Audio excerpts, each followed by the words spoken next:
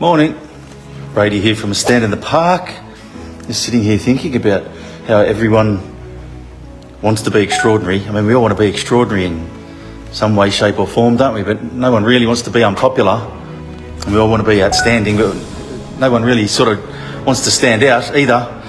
And how important it is for the new leaders of the world to find ourselves in our individualism going forward. There's a reason that they're trying to turn us into androgynous drones, right down to our sex. No dicks, no tits, no face, no individualism. It's important, though, to find the peace and the freedom that we want in the world, that we find it within ourselves. It takes a lot of courage to be yourself, to blaze that path. See, no one's ever had the experience that you've had. No one has ever been you before. No one has ever had the experience that has led you to the person you are watching this video today. And no one will have the experience going forward either. So the path that we blaze is up to us, and there's no guide, but the leadership that we need is finding our individualism and blazing that path forwards with courage. As a pioneer, it's time for pioneers, it's time for leaders. And it starts inside. I've always found it fascinating that some people like certain music and some people like other music. Some people just, for whatever reason, like classical tones. That series of frequencies just makes them happy. Other people like heavy metal. Kind of weird, isn't it, when you think about it? And same with clothes, and same with jobs, and same with a whole heap of stuff. Religion, sports. We're all absolute individuals. And for whatever reason, and lots of different types of people make the world go round, and it's not on the outside. You can't just... And maybe I'm talking to more of the kids here, because it was certainly different when I was growing up. You sort of had to crystallise yourself and find yourself.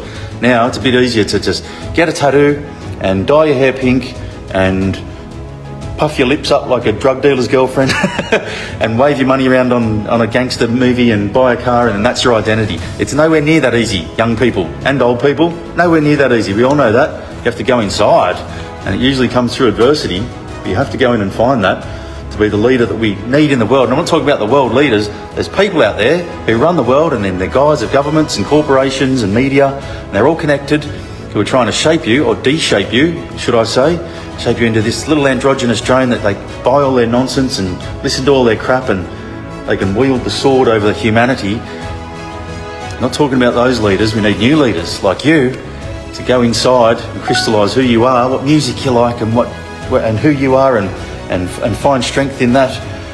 I know I'm putting it simply here, but it's kind of the point. Then when we find the peace and freedom of self-knowledge, then we can reflect that in the world by being leaders. And leaders come in all ways, shapes and forms. They're trying to shape you. Go inside. Use your intuition. Don't let the thoughts in your mind that are being used back on you by this programming that's deep programming. Separate yourself from yourself, your true self from your voice in your head, the hamster wheel of thought. And you all know that I wrote that book called The Art of Shush. I highly recommend it. And then the answers go forwards. And then we become extraordinary within ourselves, but it doesn't matter, because there's no one outside of you. There's no one else blazing your path. Anyway, love ya. Hope you have a great weekend.